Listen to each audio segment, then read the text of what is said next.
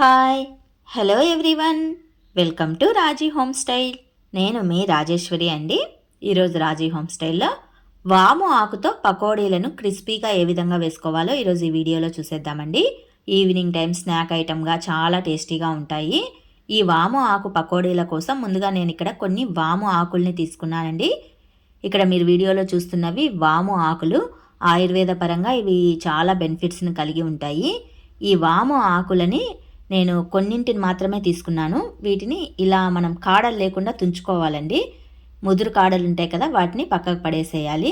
కాడలు లేకుండా తుంచుకున్న తర్వాత వాము ఆకుల్ని నిలువుగా హాఫ్గా కూడా మనం కట్ చేసుకోవాలి. ఈ విధంగా హాఫ్గా కట్ చేసేసుకోవాలి. ఇలా కట్ చేసుకున్న తర్వాత ఇందులో ఒక 4-5 టేబుల్ స్పూన్ల వరకు శనగపిండిని వేసుకోవాలి. 2 టేబుల్ స్పూన్ల వరకు బియ్యపిండిని వేసుకోవాలి. కొద్దిగా పసుపును, కొద్దిగా చిల్లీ పౌడర్ని, 1 టేబుల్ స్పూన్ జీలకర్రని వేసుకొని కొద్దిగా సాల్ట్ని వేసేసుకొని లైట్గా వాటర్ని స్ప్రింకిల్ చేస్తూ మనం పిండినంతా కలిపేసుకోవాలండి. వాము ఆకుల్ని ఆల్రెడీ కడిగే తీసుకోవాలండి. వాము ఆకుల్ని కడిగి తీసుకోవటం వలన ఆ ఆకుకున్న తడి శాతమే పిండినంతా బాగా కలపటానికి యూజ్ అవుతుంది. సో ఎక్స్ట్రా వాటర్ ఏమీ పట్టదు.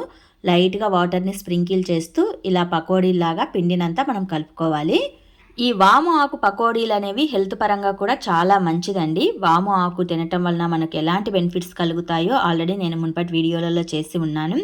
వాము ఆకుతో కొన్ని రెసిపీస్ కూడా చేశానండి. బజ్జీలు, పచ్చడి, పప్పు ఇలాంటివి చేశాను.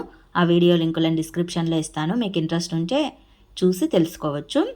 స్టవ్ పైన ఒక కడాయి పెట్టి కడాయిలో ఆయిల్ బాగా వేడైన తర్వాత మనం కలిపి పెట్టి ఉంచుకున్న వాము ఆకులని ఇలా పకోడీలాగా వేసేసుకోవాలి. వాము ఆకు పిండినంతా కలిపేసాం కదా, ఆ పిండినంతా ఇలా లైట్గా విడివిడిగా పకోడీలాగా వేసుకోవాలి. ఆయిల్కి ఎన్ని పడతాయో చూసుకొని ఆయిల్కి సరిపడా మాత్రమే వేసుకోవాలి. అప్పుడే అవి చక్కగా డీప్ ఫ్రై అవుతాయి.